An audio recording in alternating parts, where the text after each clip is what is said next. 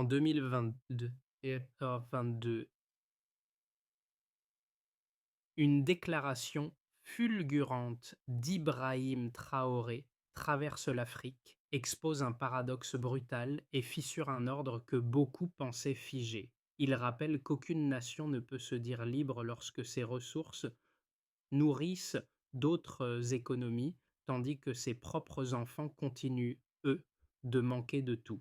Alors, que signifie pour chacun ce moment précis où un jeune dirigeant choisit de rompre avec la dépendance et de nommer publiquement ce déséquilibre mondial? Et si ce choc, jugé irréaliste par certains, devenait malgré tout le premier pas concret d'un basculement continental durable? L'enjeu qui se dessine dépasse largement le cadre d'un simple débat sur les ressources. Il s'agit de comprendre comment un pays longtemps considéré comme périphérique tente soudain de réécrire les règles d'un système économique profondément ancré. Le bénéfice promis au public tient en une idée simple, 10 mots à peine: mieux comprendre ce qui transforme aujourd'hui l'Afrique de l'Ouest. Cette promesse repose sur une dynamique nouvelle où les réformes, les tensions géopolitiques et les réactions populaires s'entrecroisent pour produire un moment historique que beaucoup, jusqu'ici, n'avaient pas anticipé. Mais cette bascule potentielle n'existe que parce qu'une série de décisions audacieuses a déjà provoqué un choc régional, réveillant un désir de souveraineté dans plusieurs pays du Sahel. Et au cœur de ce paysage instable, une question insiste, presque têtue. Jusqu'où un modèle fondé sur la redistribution des richesses locales peut-il aller dans un environnement mondial dominé par les intérêts extérieurs? Ce doute, discret mais persistant, agit comme un premier micro-hook et ouvre la voie à l'analyse qui suit. En l'espace de quelques mois, un déplacement inédit s'est produit. Les premières réformes ont inversé une logique économique installée depuis des décennies, tandis qu'un chiffre simple, 3,5% de croissance du PIB en 2023, a servi de signal discret mais réel d'un changement en cours. Cette progression, modeste en apparence, a toutefois agi comme un point de comparaison constant face aux années de stagnation où les ressources du Burkina Faso profitaient bien plus à des acteurs extérieurs qu'à sa propre population. C'est dans cette fracture que s'inscrit l'ascension d'Ibrahim Traoré, dont la prise de pouvoir en 2020 n'a pas seulement modifié la direction politique du pays, mais a redéfini l'équilibre entre souveraineté interne et pression internationale. Pour comprendre ce moment, il faut revenir à la structure même qui régissait l'économie tortanier. L'économie burkinabé, un système extractif fondé sur l'or, le coton et les minéraux, longtemps contrôlé par des multinationales bénéficiant de conditions fiscales avantageuses. Les recettes issues de ces ressources représentaient une part importante du PIB, mais très peu de ces richesses soutenaient effectivement les services publics ou l'emploi local. Les anciennes puissances coloniales, encore présentes dans les circuits financiers et logistiques, maintenaient une influence déterminante, souvent justifiée par la nécessité de stabilité régionale. Pourtant, sous la surface, un autre mouvement prenait forme, une jeunesse frustrée par l'absence d'opportunités, une population rurale lassée des promesses de développement non tenues, et une société civile de plus en plus sensible à la question de souveraineté économique. L'arrivée de Traoré n'a pas créé ce mécontentement, mais l'a cristallisé en une orientation politique assumée. Dès les premiers mois, la rhétorique de rupture a rencontré une adhésion inattendue, notamment auprès des jeunes, qui y ont vu l'occasion de sortir d'un cycle de dépendance perçu comme immuable. Les sanctions économiques imposées par certains partenaires extérieurs ont paradoxalement renforcé cette dynamique interne, alimentant l'idée que la reconquête de souveraineté passait inévitablement par une confrontation avec les structures établies. Ce contexte, tendu mais porteur, constitue le terrain sur lequel les réformes suivantes ont pris forme et explique pourquoi tant de regards restent fixés sur le Burkina Faso aujourd'hui. Pour saisir la dynamique qui s'installe, il faut observer comment les premières conséquences des réformes se sont manifestées à travers des situations très concrètes sur le terrain. Dans le secteur minier, par exemple, une petite coopérative de l'Est du pays a vu ses revenus augmenter dès l'application des nouvelles règles de transparence. Cette hausse encore limitée a néanmoins permis la mise en place d'un système local de contrôle des achats, réduisant les fuites de production qui auparavant échappaient complètement aux circuits officiels. Ce micro-case, anodin en apparence, illustre comment une mesure administrative peut rapidement modifier les rapports de force entre petits producteurs et acheteurs internationaux. Un second exemple provient du domaine agricole, où des groupements de colons ont bénéficié d'un ajustement fiscal favorisant la redistribution interne. Là encore, l'impact reste modeste, mais il a introduit une logique différente, celle où la valeur créée par les ressources locales commence à revenir, même partiellement, aux acteurs qui les produisent. Ces cas montrent que les réformes n'opèrent pas uniquement au niveau macroéconomique. Elles modifient progressivement la relation entre État, producteurs et marchés extérieurs. La réaction des anciennes puissances coloniales, marquée par une vigilance croissante et des sanctions ciblées, confirme d'ailleurs que ces transformations, aussi limitées soient-elles, sont perçues comme un risque pour les modèles d'exploitation traditionnels. Dans ce paysage complexe, Ibrahim Traoré devient le point de convergence d'attentes multiples, celle d'une jeunesse qui espère un avenir souverain, celle de producteurs locaux qui réclament une redistribution plus juste, et celle d'une région entière qui observe l'expérience burkinabé comme un test grandeur nature. Au fond, une question subsiste et guide toute lecture de cette séquence. Où mènera réellement cette tentative de rééquilibrage?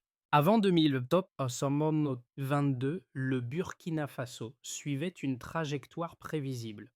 Un État dépendant des investissements extérieurs, une économie structurée autour de filières minérales contrôlées par des multinationales et un système fiscal qui laissait échapper une grande partie de la valeur créée.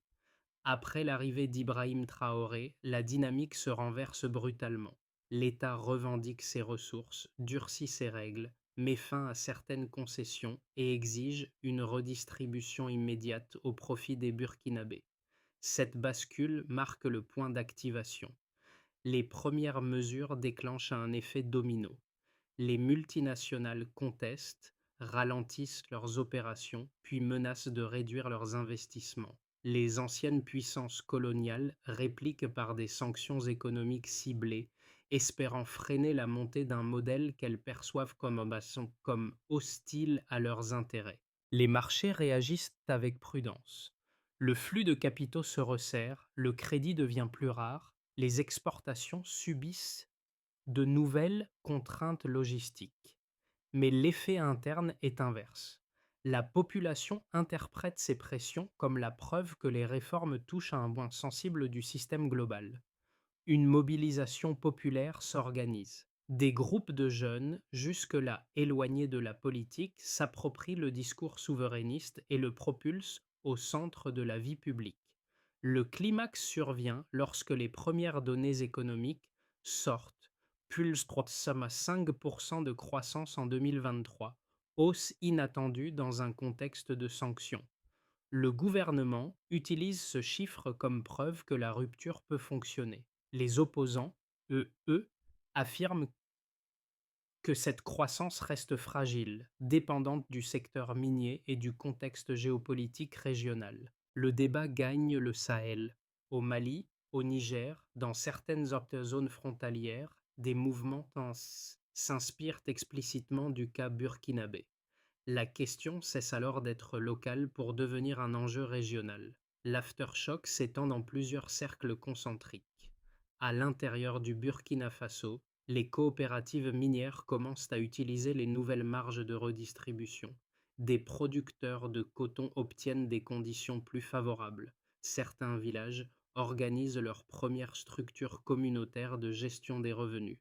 À l'échelle régionale, les discussions diplomatiques changent de ton. Plusieurs pays remettent en question les accords passés avec les partenaires occidentaux, invoquant la nécessité de rééquilibrer les bénéfices tirés des ressources naturelles. Sur la scène internationale, les institutions financières observent la situation avec prudence, s'interrogeant sur la capacité du pays à maintenir le rythme des réformes face à la pression sécuritaire et aux tensions externes. Et au centre de ce séisme progressif, Ibrahim Traoré devient l'incarnation d'une rupture que beaucoup pensaient impossible il y a encore quelques années. L'ensemble du processus, vu dans son enchaînement rapide, révèle un élément essentiel. Les réformes ne sont pas seulement économiques, elles constituent un changement de rapport de force, un repositionnement stratégique et un acte de souveraineté qui reconfigure la place du Burkina Faso dans le jeu régional. Ce fil d'événements, tendu mais continu, mène désormais à une interrogation centrale. Quelle sera la prochaine impulsion capable de faire basculer durablement l'équilibre? La transition économique du Burkina Faso se lit clairement à travers un mouvement baseline delta, d'un pays classé parmi les économies les plus dépendantes des exportations brutes en 2021, il passe, après les réformes, à une dynamique de captation interne de valeur mesurable dès 2023. Le premier indicateur clé est la croissance du PIB, plus 3,5% en 2023, un chiffre qui marque une rupture nette avec les années précédentes. Cette hausse reflète l'effet immédiat des nouvelles règles sur la redistribution interne et l'amélioration partielle de la gestion des ressources. Le deuxième indicateur, plus spécifique, concerne la production minière, qui affiche plus 15% d'augmentation par rapport à l'année précédente. Cette progression souligne que le secteur, autrefois dominé par des circuits opaques, commence à répondre aux mécanismes de contrôle instaurés par les réformes. Elle signale aussi une réorganisation interne qui favorise la transparence dans la chaîne d'extraction. Le troisième indicateur touche aux investissements étrangers, qui enregistrent plus 12% en 2023, malgré les sanctions économiques imposées par certaines puissances occidentales. Ce résultat, paradoxal, montre que la clarification des cadres fiscaux attire des partenaires nouveaux, moins liés aux anciennes structures coloniales. Il traduit surtout l'intérêt d'acteurs souhaitant d'intégrer un marché en recomposition. Ces trois chiffres, pris ensemble, décrivent un paysage économique en transition, mais ils ne doivent pas occulter la fragilité qui persiste à plusieurs niveaux. L'amélioration du PIB repose encore largement sur les industries extractives, dont la volatilité rend les gains incertains. L'augmentation de la production minière dépend de conditions sécuritaires instables, particulièrement dans les zones de l'Est et du Nord. Quant à la hausse des investissements, elle pourrait se renverser si les tensions géopolitiques s'intensifient ou si les infrastructures peinent à suivre la dynamique. C'est précisément là qu'intervient la dimension politique du projet porté par Ibrahim Traoré. Les réformes économiques n'ont pas simplement pour but de produire des chiffres positifs. Elles cherchent à reconstruire un rapport de force plus favorable au Burkina Faso au sein des circuits internationaux. En imposant une redistribution plus stricte des profits issus des ressources naturelles, le gouvernement envoie un signal clair. La valeur créée sur le territoire doit bénéficier en priorité à la population. Cette approche rencontre un large soutien parmi les jeunes, qui voient dans cette orientation une occasion de rompre avec le sentiment de stagnation.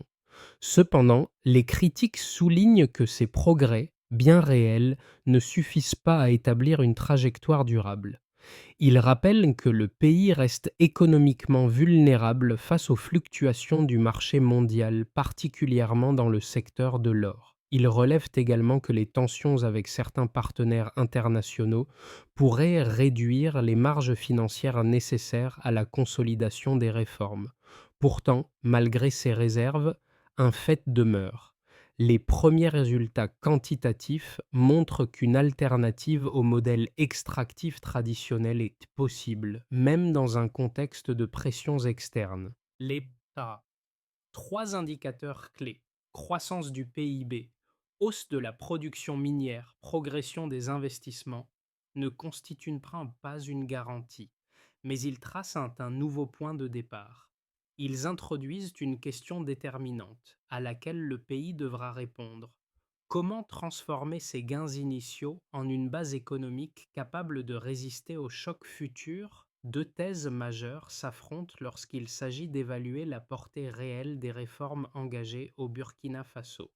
La première, défendue par plusieurs analystes internationaux, affirme que la stratégie actuelle repose sur une vision trop volontariste pour un pays dont l'économie demeure fragile et dépendante des exportations de matières premières. Selon cette perspective, la rupture avec les anciens partenaires économiques pourrait isoler le pays, réduire l'accès au capital extérieur et fragiliser la stabilité des réformes à long terme. L'argument clé est simple: sans un minimum d'intégration au marché mondial, aucune économie émergente ne peut véritablement consolider une croissance durable. La thèse opposée, portée par une grande partie de la jeunesse burkinabé et relayée par plusieurs voix régionales, voit au contraire dans cette stratégie une opportunité historique. Elle soutient que l'autodétermination économique constitue non seulement une réponse à des décennies de dépendance, mais aussi un moyen de créer un modèle alternatif, plus juste, où les ressources nationales servent en premier lieu la population locale. Dans cette optique, les sanctions imposées par certaines puissances extérieures démontrent précisément que le pays touche un point sensible du système existant. Pour ses partisans, ressentir la pression internationale serait une preuve que la rupture était nécessaire.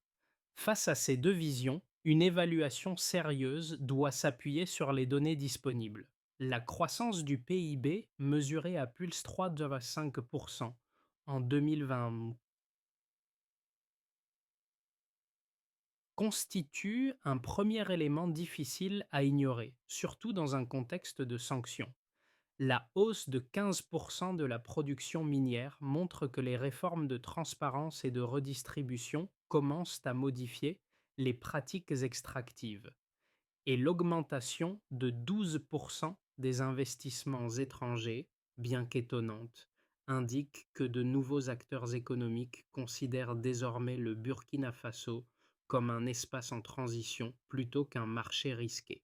Ainsi, la réfutation la plus solide ne consiste pas à nier les inquiétudes liées à la dépendance ou aux tensions géopolitiques, mais à rappeler que les faits observés ne correspondent ni à un effondrement annoncé, ni à une croissance artificielle.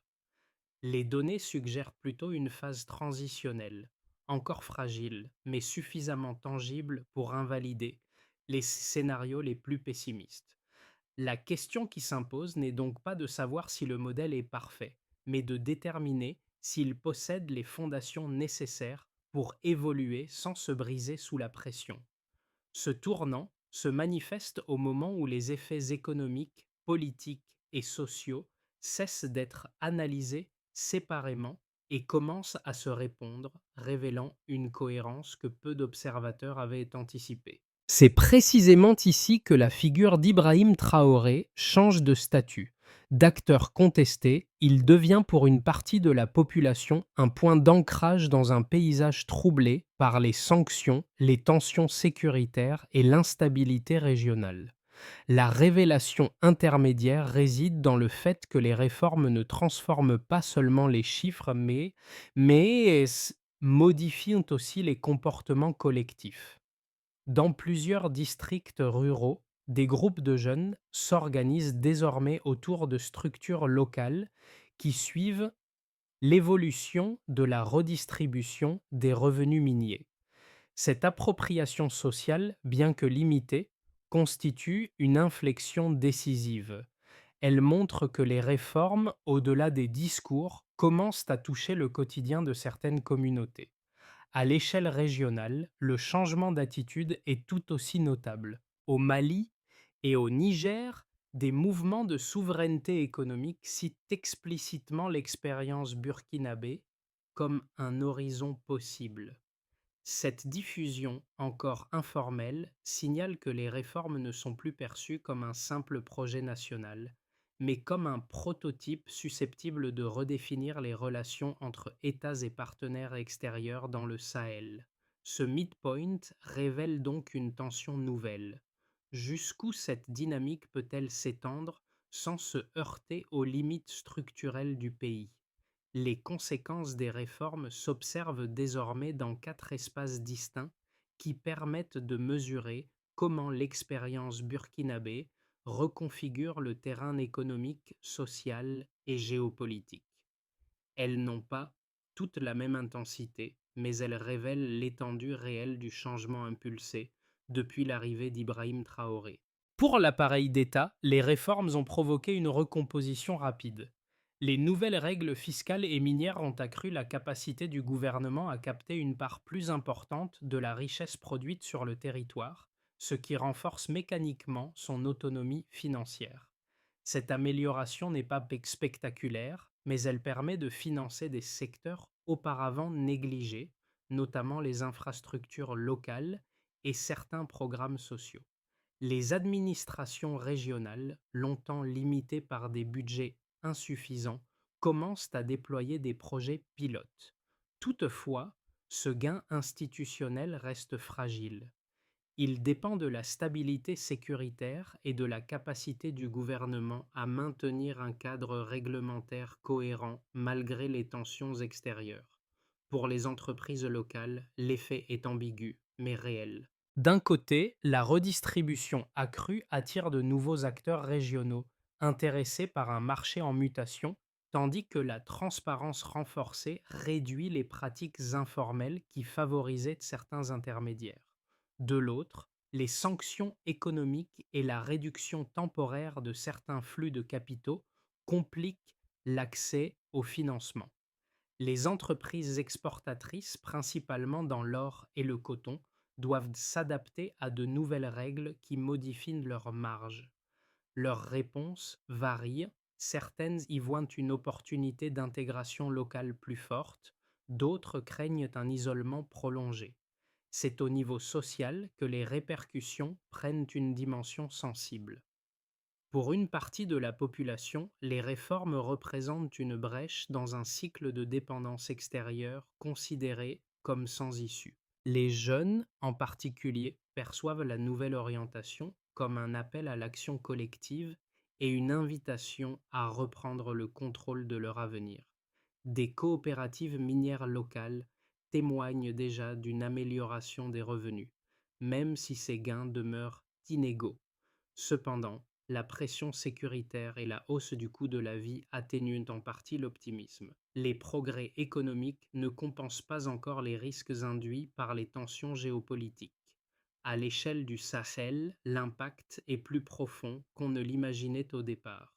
Le modèle burkinabé inspire des mouvements similaires au Mali et au Niger, qui remettent eux aussi en question les cadres économiques hérités de l'époque coloniale.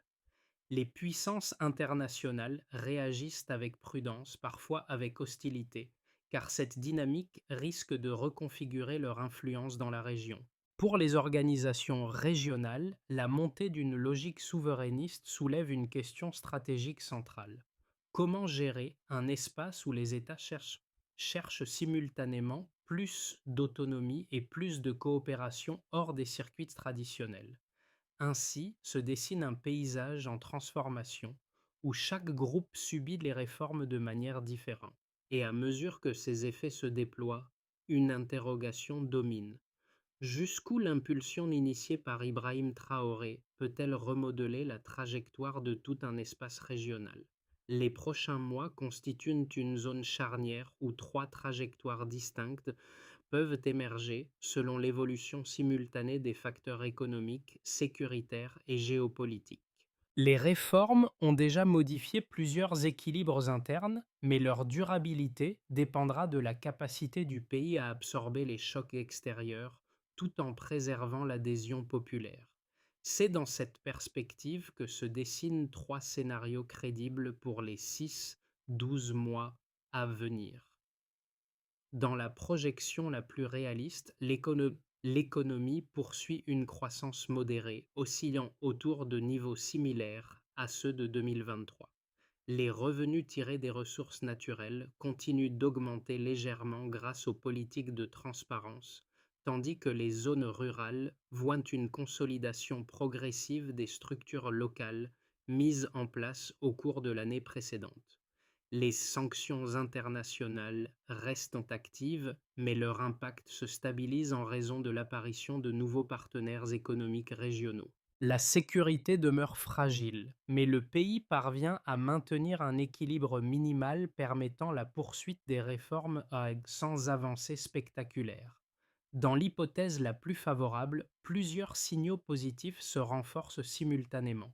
Les investissements étrangers, attirés par un cadre réglementaire clarifié, augmentent à un rythme supérieur aux prévisions. Les coopératives minières et agricoles réussissent à structurer des modèles communautaires plus efficaces, entraînant une redistribution locale plus tangible. Au niveau régional, une coordination inédite se met en place avec le Mali et le Niger, donnant naissance à des mécanismes économiques communs qui réduisent la dépendance vis-à-vis des partenaires extérieurs. Dans ce scénario, la dynamique souverainiste gagne en crédibilité et crée un effet d'entraînement sur le Sahel. Dans la projection la plus risquée, l'augmentation des pressions externes se combine à une détérioration sécuritaire.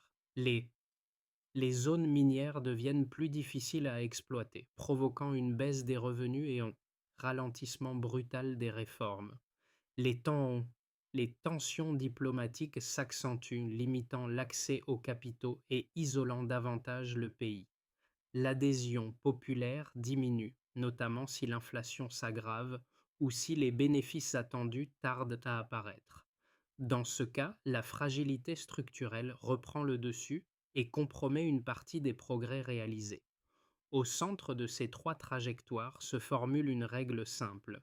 Si les réformes parviennent à maintenir un lien clair entre redistribution locale et stabilité sécuritaire, alors la transition pourra se consolider malgré les pressions extérieures. L'impact des réformes en cours ne se mesure pas seulement dans les indicateurs économiques ou les tensions géopolitiques. Il s'observe aussi dans la manière dont différents groupes ressentent, interprètent et internalisent ce moment de transition.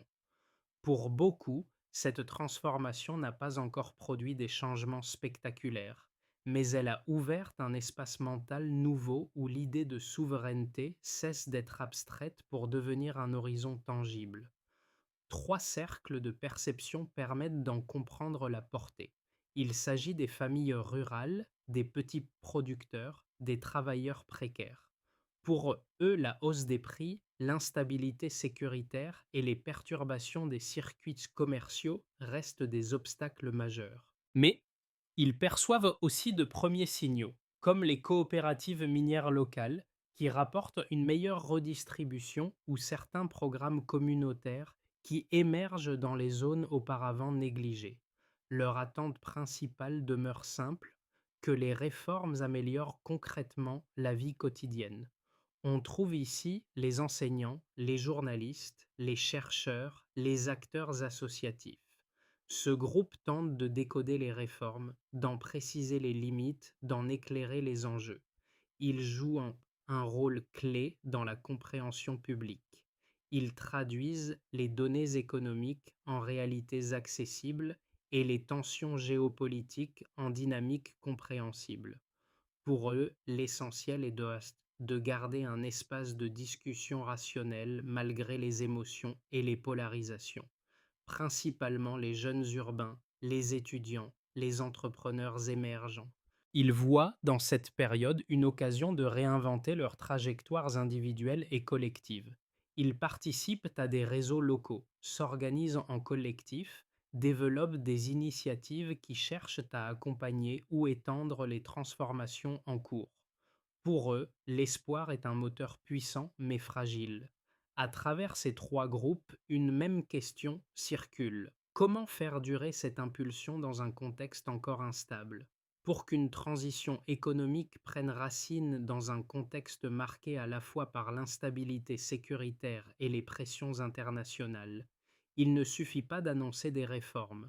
Il faut établir un chemin d'action clair, mesurable et soutenu dans le temps.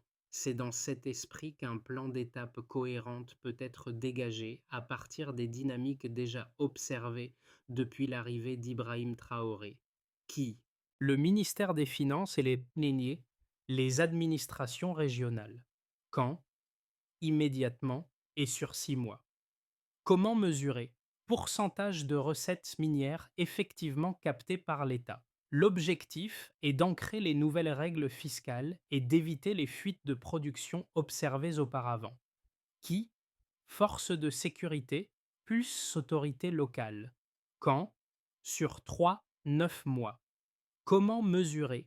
Nombre de sites extractifs sécurisés et continuité logistique. Sans cette stabilisation, aucune politique de redistribution ne peut se maintenir. Qui? Ministère de l'Industrie plus organisation communautaire. Quand? 6, 12 mois. Comment mesurer? Revenu moyen distribué par coopérative et progression des emplois locaux. Cette étape vise à transformer les premiers gains en mécanismes durables et autonomes. Qui? Ministère des Affaires étrangères plus Agence de développement régional. Kant. Continue avec un point d'évaluation à 12 mois. Comment mesurer? Par des investissements provenant d'acteurs non traditionnels. Ce levier sert à réduire la vulnérabilité face aux sanctions et pressions extérieures. Qui? Gouvernement, plus médias locaux, plus organisations civiles. Quand? De façon continue. Comment mesurer? Indicateurs de confiance publique dans les réformes. Une stratégie claire permet d'éviter les tensions internes et de maintenir l'adhésion. Ces 5 étapes tracent une route où cohérence, mesure et continuité deviennent essentielles pour prolonger l'élan initié par Ibrahim Traoré. Au terme de ce parcours, un détail issu des microcas du début revient comme un fil conducteur. Cette petite coopérative minière de l'est du pays, dont les revenus avaient légèrement augmenté après les premières mesures de transparence. Ce signe discret, presque banal, illustre aujourd'hui bien plus qu'un simple ajustement administratif. Il représente l'esquisse d'un avenir où la valeur créée localement ne s'évapore plus immédiatement vers des circuits extérieurs. Et dans cette image simple, on retrouve la portée réelle des réformes initiées sous Ibrahim Traoré, transformer des gains minuscules en levier corse de dignité économique. Car si les tensions persistent, si les sanctions demeurent, et si les défis sécuritaires compliquent encore la route, quelque chose d'essentiel a changé. Les regards se lèvent différemment, les attentes se rassemblent, les discours n'empruntent plus les chemins habituels. La souveraineté n'est plus un mot lointain, mais un horizon que des communautés entières commencent à toucher, même timidement. Alors, l'enjeu devient limpide. Garder vivante cette impulsion fragile. Et dans le souffle de cette transformation, une phrase s'impose comme un rappel. La dignité commence par la maîtrise de ses ressources. À ce stade, le rôle des citoyens, des observateurs et des acteurs locaux devient central. Une transformation économique, aussi ambitieuse soit-elle, ne peut se maintenir sans une participation collective capable d'en prolonger l'élan. Il ne s'agit pas de glorifier un modèle ni d'en minimiser les limites, mais de reconnaître que des outils nouveaux émergent et que chacun peut contribuer à leur consolidation. Les échanges publics, les débats raisonnés et les initiatives communautaires jouent ici un rôle essentiel. Ils permettent d'éviter la polarisation, de structurer les attentes et d'identifier les fragilités. En partageant des analyses, en questionnant les choix politiques, en comparant les expériences régionales, chacun participe à créer une mémoire collective des transformations en cours. Cette interaction reste précieuse car elle relie les trajectoires individuelles à un espace de réflexion commun. Et si chaque lecteur, chaque spectateur, chaque citoyen prenait un instant pour examiner ce moment historique, il contribuerait déjà à en modeler la suite. Alors, au fond, une question demeure et revient à chacun. Quelle part souhaitez-vous jouer dans la construction de ce nouvel horizon?